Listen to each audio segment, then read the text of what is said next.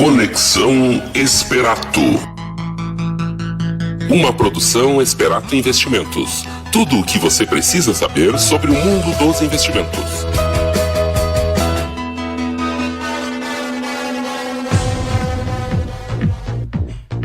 Muito boa tarde a todos, sejam bem-vindos a mais um Conexão Esperato, seu programa quinzenal de investimentos, finanças pessoais, economia e empreendedorismo em seu local, ao vivo aqui no estúdio da Novos Horizontes, 36º ou 37º, aí Conexão Esperato, todos os programas aí disponíveis no www.esperato.com.br, podcast desde o início lá até hoje, discutindo economia com qualidade. Meu nome é Felipe Fontana, sócio da Esperato Investimentos. Estamos aqui no estúdio, diretamente com Ronaldo Rosenthal. Boa tarde, Ronaldo.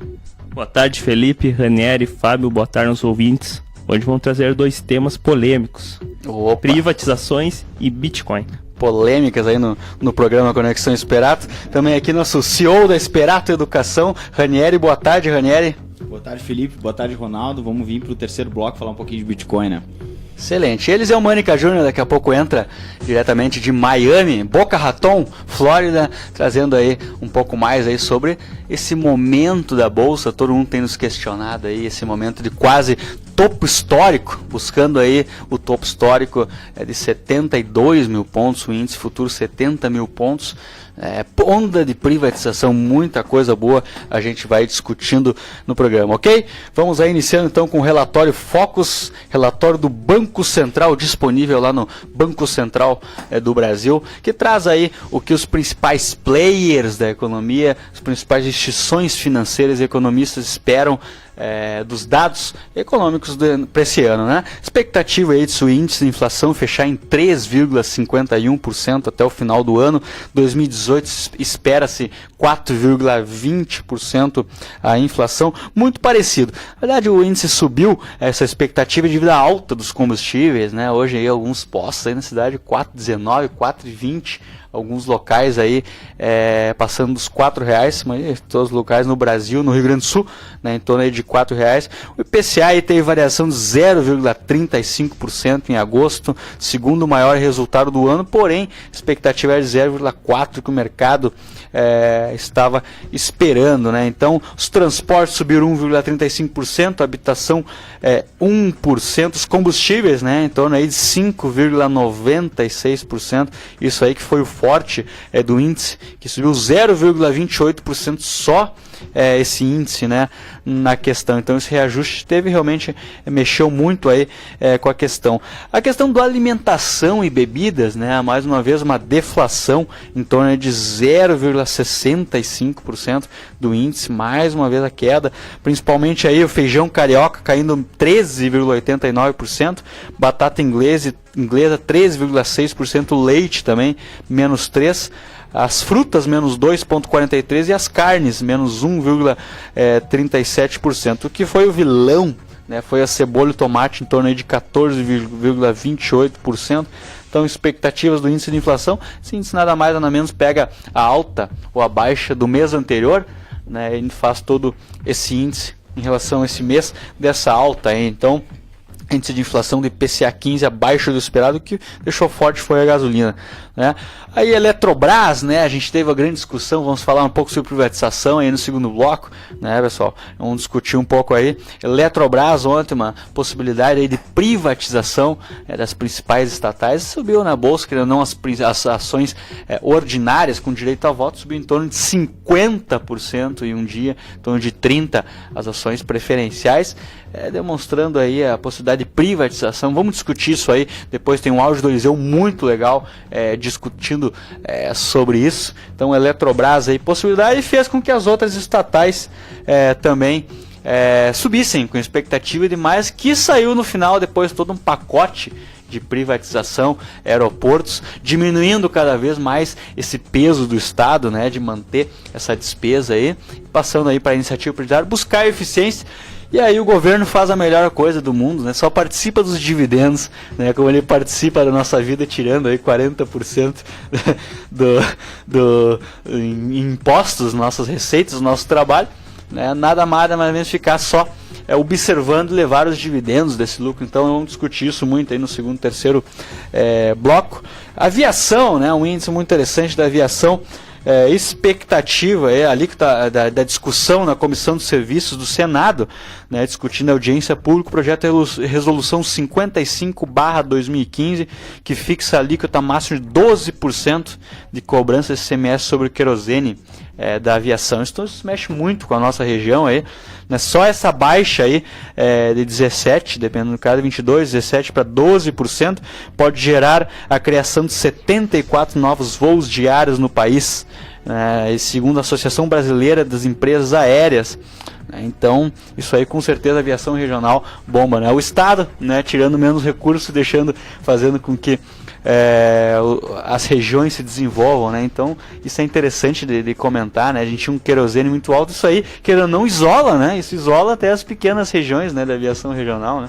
E esse corte no imposto do querosene, combinado com a alta do combustível, pode fazer uma migração de quem normalmente vai de ônibus para outras cidades, Porto Alegre, São Capital, exatamente, procurar o aeroporto, um novo destino. Exatamente, o aeroporto aqui que vem trazendo cada vez mais adeptos, né, procurando aí, tomara que os preços continuem esse patamar aí. E a aviação regional, a gente sempre acredita, né, Ranieri, é o boom, né, de uma economia, né, regional, né, que faz com que empreendedores consigam se conectar, né, com um tempo menor de ficar na estrada aí, né. É importante ainda mais para quem tem negócios com fornecedores das empresas e quem tem clientes fora do estado, né, principalmente em São Paulo, nas regiões das grandes cidades. É importante que a gente tenha uma aviação regional funcionando forte e com preços acessíveis, né? Exatamente. A aviação regional a gente vê assim nos Estados Unidos, né, aqueles voos pequenos ali, como se comunica com pequenas cidades, e aí é muito bom estar de volta, né, nessa... E a opção pelo avião é um carro a menos na estrada para dividir com os caminhões, né? Então vai facilitar o escoamento da produção que não pode ser feito por avião. Exatamente, toda uma logística, né, fundamental para o desenvolvimento. Esperamos aí que a aviação regional cresça cada vez mais e principalmente para a nossa região aqui, fique próximo dos grandes centros. Ok, pessoal, segundo bloco aí, estamos de volta, Eliseu Mânica Júnior, né, discutindo a economia. Não, vamos falando sobre a taxa de câmbio aqui, né? Pô, a gente já ia passar para o Eliseu lá, nós discutimos a taxa de câmbio aqui, expectativa bem ligeirinha aí da taxa de câmbio, em torno aí de 13,23 até o final do ano, e a Selic se espera em torno aí de 7,5%, né? O ouvinte já estava perguntando, pô, não vamos falar da Selic? Né? O ouvinte já estava esperando. Selic não aí. Pode faltar. Exatamente, já ia virar polêmica aí, né? Sem falar da Selic na semana. Selic expectativa mesmo das 2 semanas atrás, em torno de 7,50%. Selic em baixa, então expectativa de buscar cada vez mais o risco para ter o mesmo. O pessoal muito pergunta aí do 1% ao mês, né, quer ganhar 1% mesmo, vai ter que buscar o risco, né? Então, e as operações conservadoras vão estar sempre nesse patamar aí. Ok, pessoal? Agora sim, né, discutindo rapidamente a Selic e o dólar, Eliseu Mânica Júnior aí diretamente de Miami, falando aí sobre os balanços das empresas, cenário econômico aí muito favorável para o risco, tá bom? Até daqui a pouco. Conexão Esperato. Uma boa tarde a todos os ouvintes, retornando aí para o segundo bloco, mais um programa Conexão Esperato. E eu aqui, Eliseu Mânica Júnior, dessa vez em Orlando, né? E não participei do último programa, porque era uma temporada de balanços. No dia do programa, na gravação do programa, tive que ficar analisando 14 empresas, né? Sempre quando a gente realiza investimentos, é vital a gente ter ciência de como é que estão andando esses investimentos, como é que a empresa está andando e como é que está o lucro dessa empresa, como é que está a administração. E é vital, então, a gente consegue acompanhar tudo isso através dos balanços trimestrais. E no último programa, então, eu acabei tendo que ler bastante balanço, bastante trabalho, e não foi possível, então, participar do programa. No dia de hoje, eu vou comentar um pouquinho mais sobre justamente o que veio de melhor dos balanços, um comentário geral, né, sobre os resultados das empresas de capital aberto. Vou comentar um pouquinho mais sobre a questão de privatizações, momento histórico em que a Bolsa está próxima do topo histórico, né? Comentar um pouquinho mais também sobre Bitcoin, que é a moeda virtual e que vem com um surgimento aí dessa moeda como até uma substituição do próprio papel moeda, do próprio dólar, né? Alguns mencionam isso. Nesse segundo bloco, comentar um pouquinho mais sobre os resultados das empresas, né? O grande ganhador desse trimestre, que teve aumento nos lucros e que a maioria das pessoas aí já tem essa ciência, né? Que é um setor que sempre tem lucros, independente de juro alto, juro baixo, ou independente onde anda a economia, que é o setor bancário. O setor bancário, de modo geral, teve um aumento aí de 5,6% nos lucros, né? Comparando o segundo trimestre de 2016 com o segundo trimestre de 2017. De modo geral, 12 dos 25 setores analisados, que a gente analisa, que estão presentes aí na Bovespa, eles tiveram uma queda, e também todas as empresas que fazem parte dentro do Ibovespa, elas tiveram uma queda de 13,2% nos lucros de maneira geral, né? Foi bem, os lucros eles foram bem prejudicados pela questão da Eletrobras, que é uma empresa deficitária, né? De modo geral. Em termos de lucro, sendo mais específico, né? O Itaú Unibanco foi a empresa que mais teve lucro das empresas que fazem parte do Ibovespa, com 532 milhões de variação a mais, né? Depois o Bradesco e depois o Banco do Brasil, né? Depois a Ambev em quarto lugar, Santander em quinto. Então, das 5 empresas que mais lucraram, que mais tiveram aumento nos lucros, 4 são empresas bancárias. Então, o que nos leva a crer? Todos já são cientes das questões que os bancos, através de taxas e tudo mais, eles têm um lucro alto. Por que não tornar-se sócio, então, e comprar ações desse setor, né? E que mesmo em período de crise ou de retorno da crise ou de recuperação, continuam aí lucrando milhões e bilhões, né? Um dos resultados também que eu gostei bastante, que a gente inclusive tem que eu aproveito para comentar, um clube de investimentos em que fazem parte alguns investidores e familiares também, né? E que, para nossa surpresa, nesse ano de 2017, até o dia 23 de agosto, vem com um resultado aí de 42% positivo, né, no ano, porque a gente consegue escolher, fazer uma seleção bem criteriosa, um filtro das empresas que fazem parte da nossa carteira, contra 12% do Ibovespa, né? Então uma diferença aí de 30% a mais para nossa carteira, a carteira do Clube de Investimentos da Esperato, né?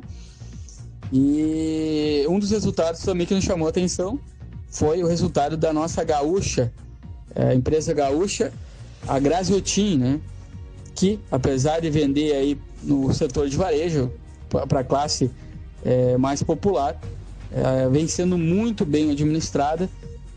Para quem não sabe, também ela tem uma fazenda, né? Fazem parte da estrutura dela uma agropecuária, uma fazenda e áreas de terra que estão na maior parte na Bahia, um shopping center, o Centro Shopping em Porto Alegre, e além das lojas, né, Franco Jorge, Por Menos, a própria Graziotin, entre outras, né, a Total também.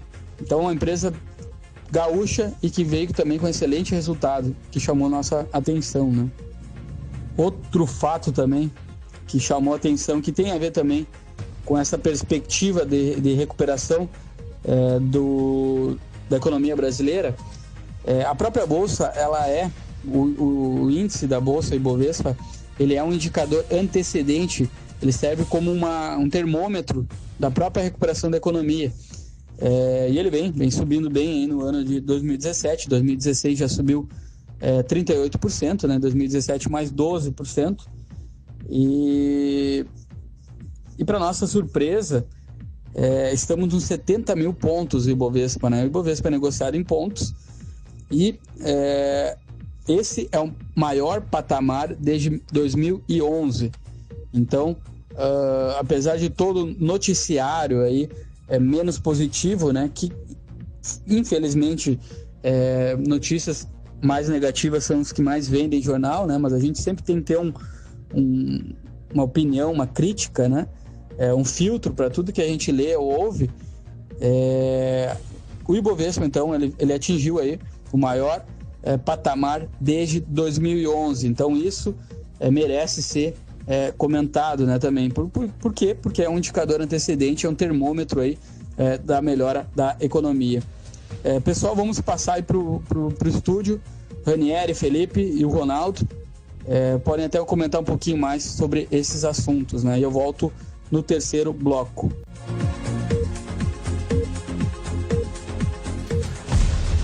Show de bola, de volta aqui o estúdio, corrigindo o Eliseu Mânica. A gente sabe que o Eliseu não para nos Estados Unidos, então falei Boca Raton, falei em Miami, mas ele realmente estava em Orlando, né? Estava em Orlando ontem e hoje. Então um grande abraço ao Eliseu, sempre falando muito bem, né? Assim como no último programa ele não participou, né? Estava ali estudando época de balanço. Para quem não acompanha um pouco o mercado de ações, esses períodos eles são muito importantes, pois as empresas divulgam balanços, números, né? Então aí o analista financeiro, o gestor tende, né, a buscar um estudo um pouco mais aprofundado. Esses balanços que não são relatórios aí de 300, 400 páginas, né? Então a gente tem que buscar ali cada vez mais essas oportunidades, por trás estão escondidas ali, né? A gente tem que buscar cada vez. Então o Eliseu estava realmente focado aquele dia ali buscando essas melhores informações e fazendo muito bem, né? Porque a gente vê os resultados aí das ações, dos fundos, dos clubes, uma boa performance no período, né? E Eliseu aí comentou de algumas empresas, Itaú Unibanco, né? O setor bancário vindo muito bem. A gente sabe que no Brasil aí, né, o setor aí que uma boa margem sempre a cada período de alta ou crise ou bonança, sempre buscando bons resultados. Magazine Luiza também teve um resultado muito interessante, um fluxo de caixa muito bom. Empresa como Graziotin, empresa que Eliseu aí já vem acompanhando há um bom tempo, né?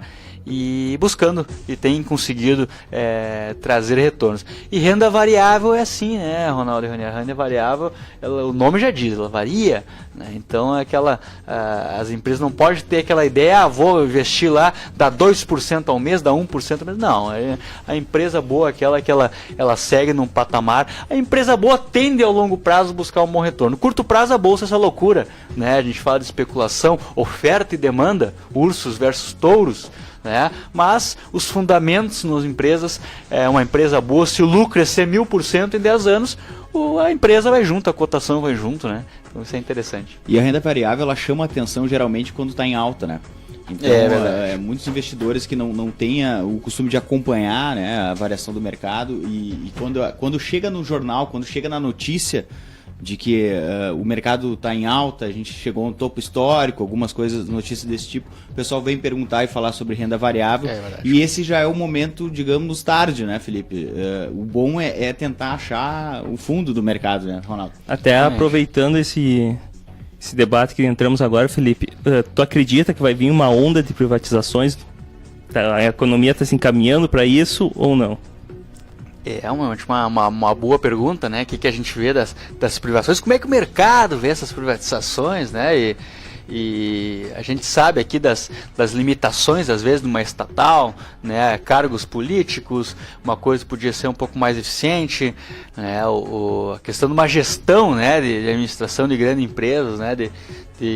Isso aí, muitas vezes uma estatal, por ser questão aí mais política, né, às vezes não se consegue ter a melhor eficiência possível, né?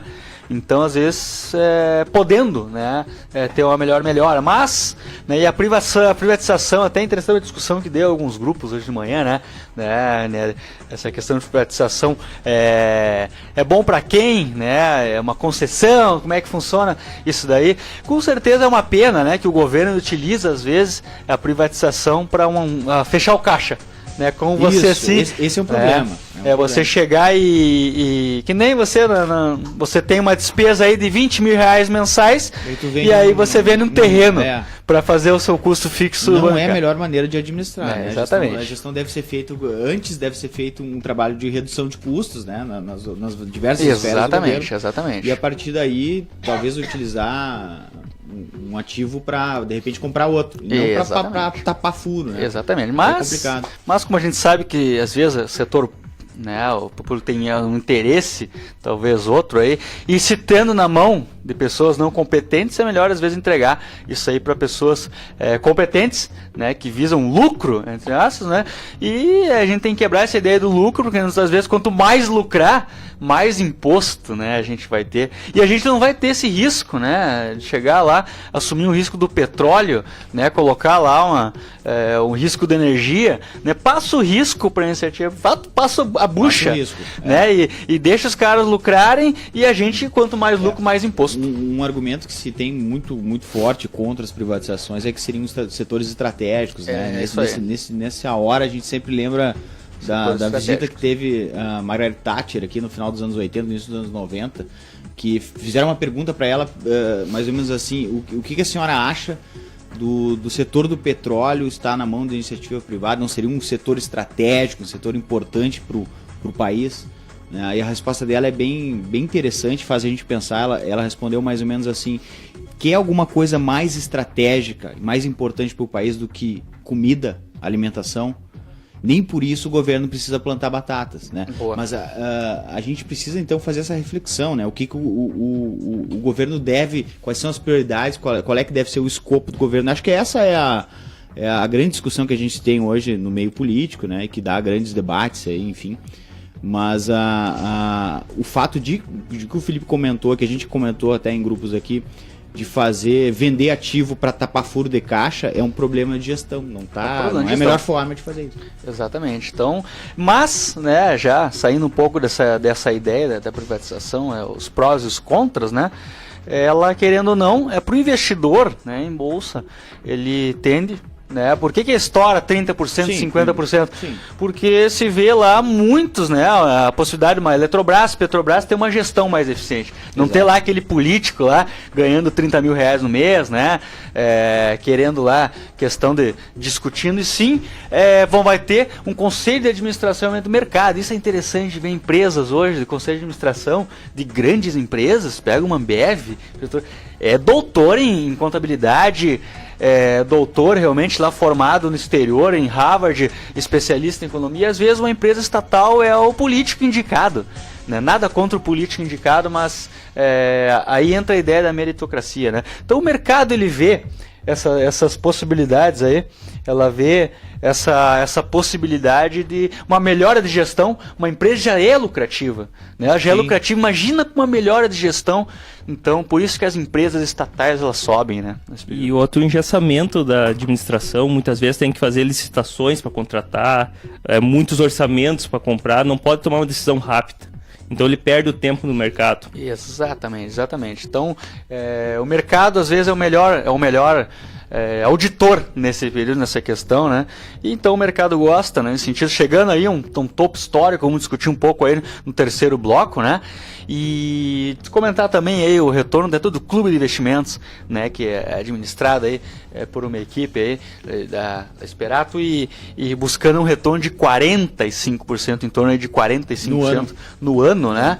Então mostra, a gente vai discutir depois isso aí, né? Mas mostra aí que a investimento em ações, separar aqueles 10, 15%, 2, 3 anos, a gente pegou a pior crise desde 1929, né? Então a gente ficou rolando, mas investimento em ações é bom por causa disso, porque pega um ano desse aí, a gente tira realmente um bom ganho, né? Em torno aí de 7,5 milhões, né, administrados, né, em torno do Clube de Investimentos, que será um fundo logo. Vamos discutir um pouco isso aí no terceiro bloco, né? Mas um retorno aí de 45% no período. Com certeza agora uma bolsa aí a 70 mil pontos, a gente dá uma acalmadinha, tem caixa, né, para isso, né? Mas bem aproveitado esse momento. Terceiro bloco, Eliseu, agora de Orlando, né? Falando aí sobre o mercado aí de Bitcoin, falando um pouco mais sobre o que a gente discutindo. Depois a gente volta aqui no debate diretamente no estúdio. Até mais. Conexão Esperato. Pessoal, retornando para o terceiro bloco, vou comentar um pouquinho mais sobre o patamar, né? Por que a Bolsa Brasileira está subindo bastante, principalmente nos últimos dias, né? Começou no mercado algumas notícias, principalmente aí na segunda-feira, na terça-feira, questões relacionadas a uma maior eficiência, né, por parte dos recursos, das propriedades ou das empresas que o governo tem, né? Eu não quero entrar no mérito da política, do que cada um acredita o que é melhor, mas o fato é que essas notícias para o mercado financeiro, elas trazem, né? O mercado vê como bons olhos a questão de privatizações, né? E o mercado também vê uma questão também de uma melhoria operacional e maior eficiência, né? Então, por isso que a Bolsa Brasileira nos últimos dias ela vem subindo bastante, né? Principalmente por essa questão, essas notícias de privatizações, né? E uma das principais empresas seria a própria Eletrobras, né? Que teve, como eu comentei no bloco anterior, um dos maiores prejuízos aí da história até, né? A própria Eletrobras. Outro assunto muito interessante que vem em voga e que inclusive eu já tive contato é a questão do Bitcoin, né? O Bitcoin, para quem não conhece, é uma moeda virtual, é uma moeda que vem ganhando muita força nos últimos 2 anos aí. Ela tinha uma cotação ao redor de $400 e que chegou na semana passada a uma cotação de $4.400, ou seja, valorizou aí 11 vezes, né, em questão de 1 ano e meio, 2 anos, né. Essa é uma moeda que ela tem alguma característica, como característica principal a descentralização. Ela tem finitude, ela não é como a moeda do dólar, como o real ou outras moedas, por exemplo, o iene japonês ou o euro, em que os 3 bancos centrais do Japão, do próprio Estados Unidos, o Fed, e a própria União Europeia, eles, após a crise de 2008, eles, como solução mais simples, imprimiram dinheiro, papel moeda, né? Então, mais dólar, mais euro, mais iene no mercado. E não é algo recente, mas é algo que começou a ser alterado lá em 1972, com o fim do tratado Bretton Woods, né? Que era um tratado que cada emissão de moeda por parte de um banco central, de um governo, ele deveria ter a mesma quantidade de lastro, né? Ele deveria ter lastro com o depósito de ouro, né? Então o Banco Central tinha que emitiu 1 bilhão de papel moeda, né?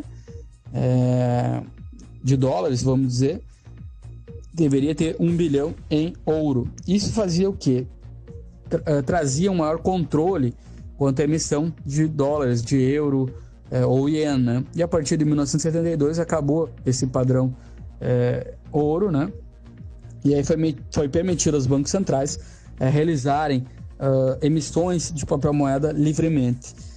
E nos últimos anos ocorreu uma perda, não somente no Brasil, mas uma perda de confiança nos bancos centrais. Justamente um dos fatos, essa impressão massiva de papel moeda, né? Como meio de até incentivar a economia.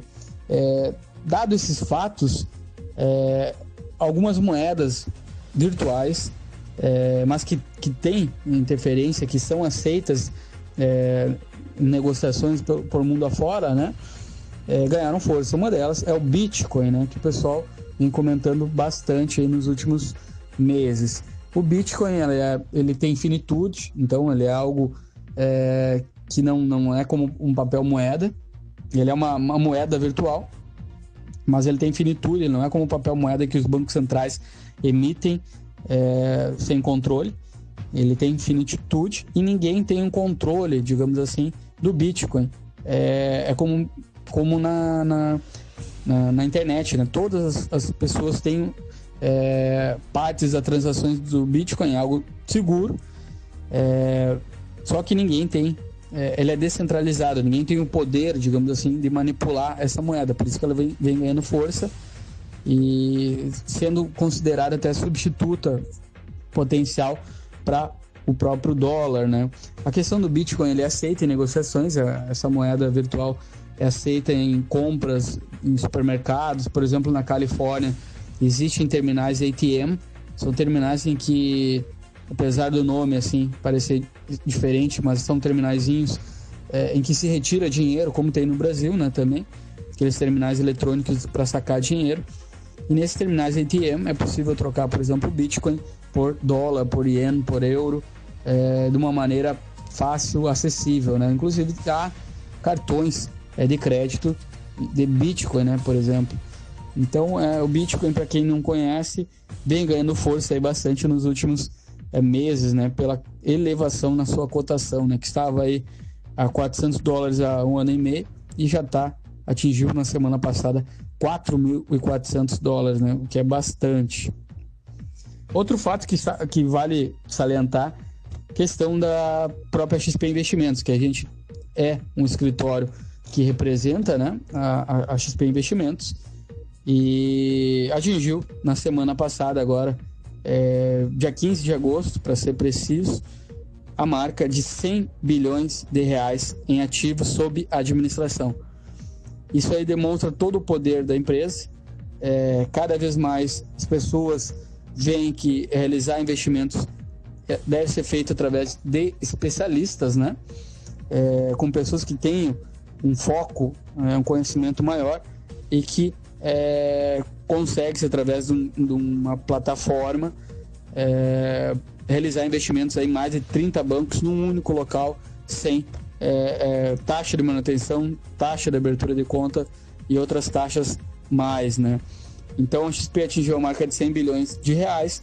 Nosso escritório, genuinamente missioneiro e santangelense, atingimos aí 100 milhões de reais também no último mês, e que isso nos deixa muito orgulhoso para continuar o nosso trabalho, que com certeza mundo afora, e eu posso ver aqui dos Estados Unidos, já pude ver de outros lugares na Europa, por exemplo, investimentos são feitos em plataformas similares ao que a Esperato propicia, ao que a XP propicia.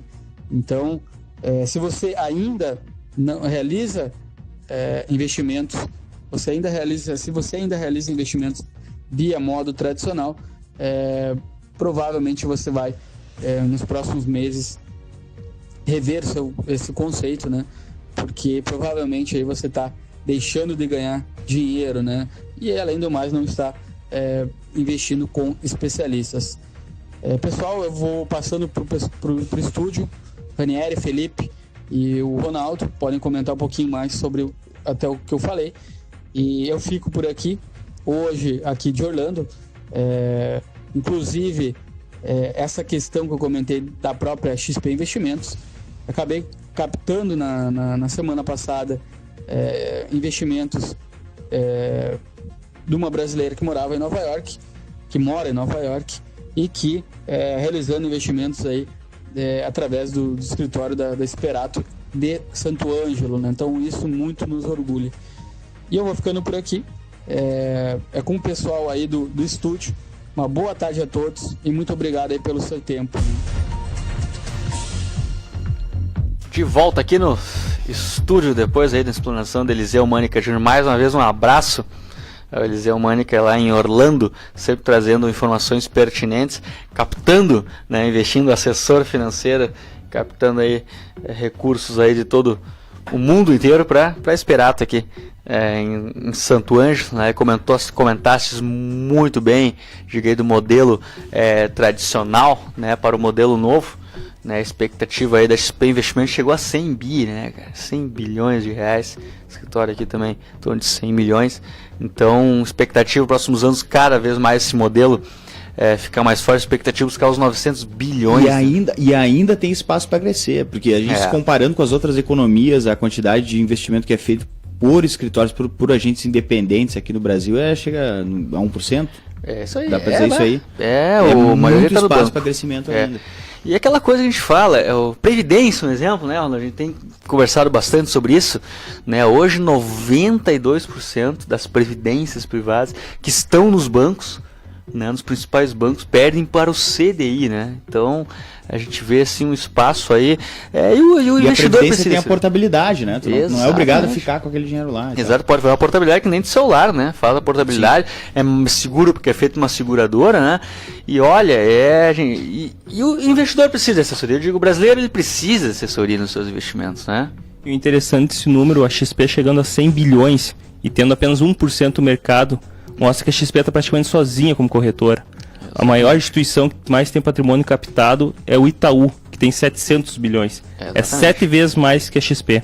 A XP com 1% do mercado, ele tem praticamente 100% do mercado da corretora no país. Então, e aí o investidor precisa de assessoria hoje, né? Ele precisa de assessoria e com certeza aí os jovens, principalmente, aí, com certeza terão muitos milionários, que a curva dos juros compostos aí ela não mente, né? Então, tempo, trabalho, transformar o trabalho em ativos, o aporte mensal, bons investimentos, entendendo que aí você tem juntos assessores que te ajudam e o tempo os deixa trabalhar e muitos se aposentarão milionários, né? Então isso é interessante no longo prazo.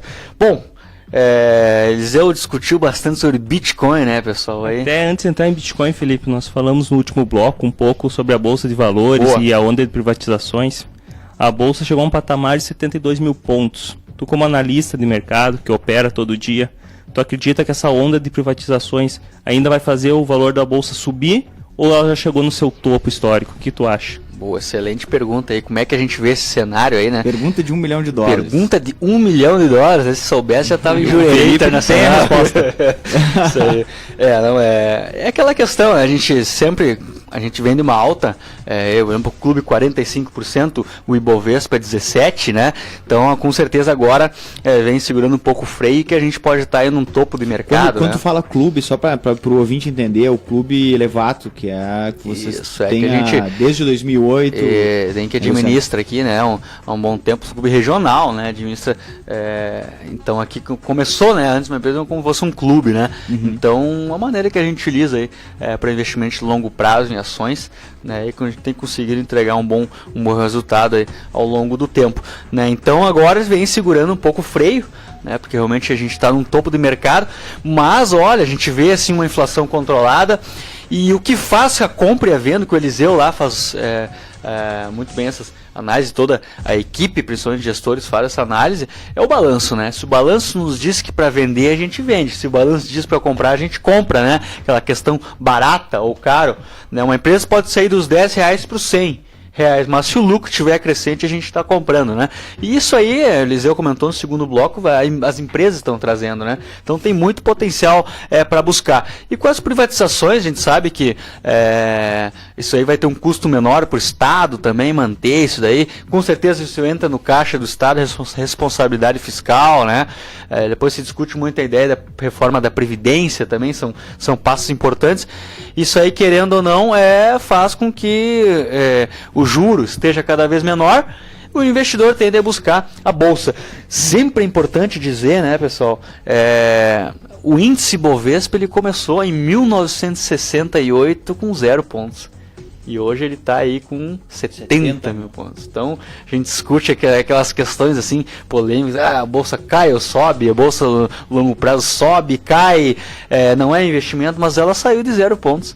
Né? Hoje ela está em 70 mil pontos. Então, será que ter uma exposição de 5, 10%, não aquela ideia de botar todo o patrimônio, aquela coisa que fala em novela, né? Botei todo o meu patrimônio, isso ainda existe, né? Diversificação. Coisa, perdi tudo com ações. Também, né? Isso aí é coisa aí E realmente não tem desconhecimento, né, meio Sim. de cima. Então aqueles 5, 10% com assessoria, né? Não só botar lá porque é uma ação do Ike Batista, uma estatal, mas sim olhar o lucro, né? Aí a importância do analista de ações. Exato. E aí, se não quiser analisar, busca um clube, busca um fundo de investimento aí que vai te ajudar a isso, né? Então tem com certeza muito otimista aí com o mercado, tem espaço, enquanto as empresas irem apresentando lucro, estarem apresentando lucro é alta, com certeza. No momento que houver as empresas não trazerem mais lucro, com certeza tende a cair. Então essa é a questão de $1 milhão, né, nos próximos passos. Mas a Bovespa começou de 0 pontos e hoje está com 70 mil pontos, né? A resposta então é olhar o balanço.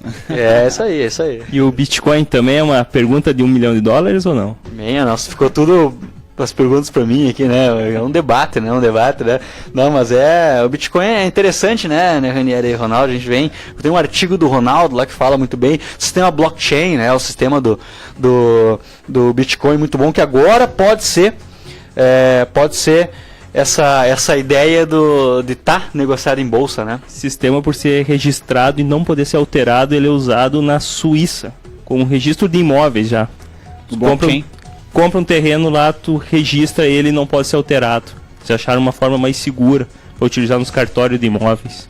Sim, exatamente. Então, tudo isso aí é uma maneira, né, que está trazendo cada vez mais. É uma moeda que não pode ser divisível, né? Na verdade, o Eliseu colocou bem ali, ele falou os principais pontos do Bitcoin, foi o que o Eliseu falou, que são a finitude, né? Ele tem limite, ele não permite que a gente inflacione, não é uma moeda inflacionável, né? Ela não perde valor por emissão, né? Que foi o que vinha acontecendo depois, como o Eliseu comentou, depois do acordo de Bretton Woods 72, a moeda deixou de ser lastreada em ouro, então ela é o que a gente chama de moeda fiat, fiduciária, né? E essa moeda ela fica à mercê do Banco Central. Quando o Banco Central quiser emitir moeda ou imprimir moeda, bem dizer, o Banco Central pode ir desvalorizando o valor de face. E não é só o Banco Central emitindo moeda que faz aumentar a inflação, que aumenta a quantidade de dinheiro na economia, mas também os bancos comerciais, através do sistema de compulsório que é criado pelas reservas fracionárias, né? Então o diferencial do Bitcoin é esse. Ele não é passível de ser resgatado, digamos, por um governo lá que queira inflacionar a moeda para garantir o primeiro poder de compra para ele.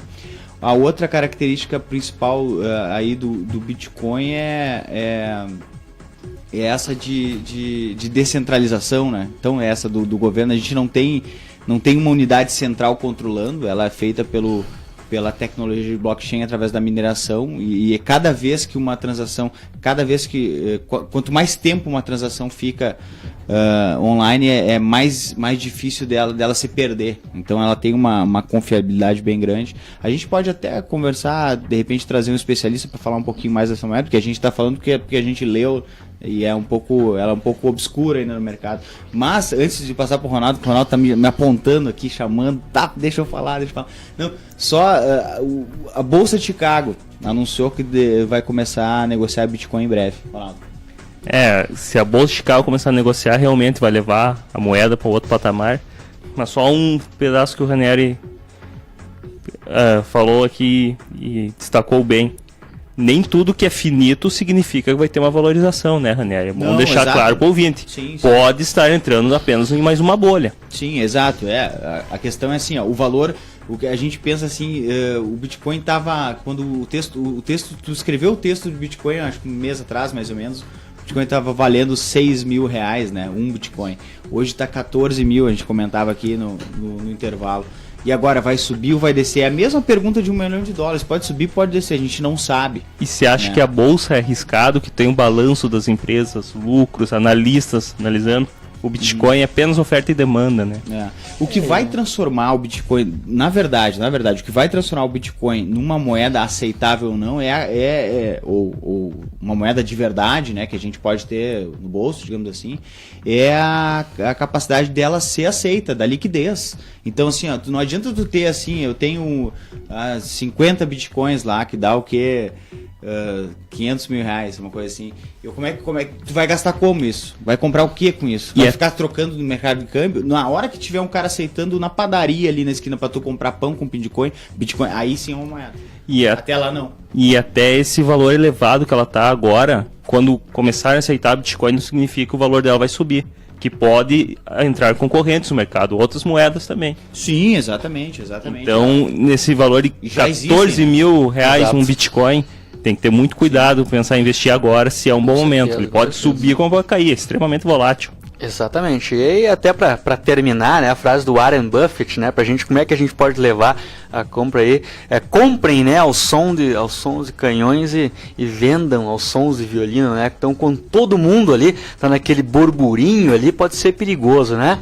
Então, e aí a gente, na verdade, tem que ver aquela, quando todo mundo fala mal, com aquela tensão, talvez, opa, né, essa é a visão empreendedora que a gente tem que ter. E olhar isso aí, isso faz com que a gente fuja das bolhas, né? Então, cuidar que cada vez que sobe mais o risco aumenta, né? Então, acho que essa é a dica aí. A ação humana é assim, ganância e medo a mais aí de épocas. Então, essa é a principal questão que a gente tem que levar nos investimentos. Show de bola, programa de alto nível. Um grande abraço ao Eliseu Mânica Júnior, lá, sempre trazendo comentários pertinentes para a decisão. Daqui 15 dias estamos de volta, estaremos aí numa terça-feira, dia 5 de setembro, aí, dia 7 é feriado nacional, para discutir os principais índices da economia em um só lugar, ok? Abraço a todos e até daqui 15 dias.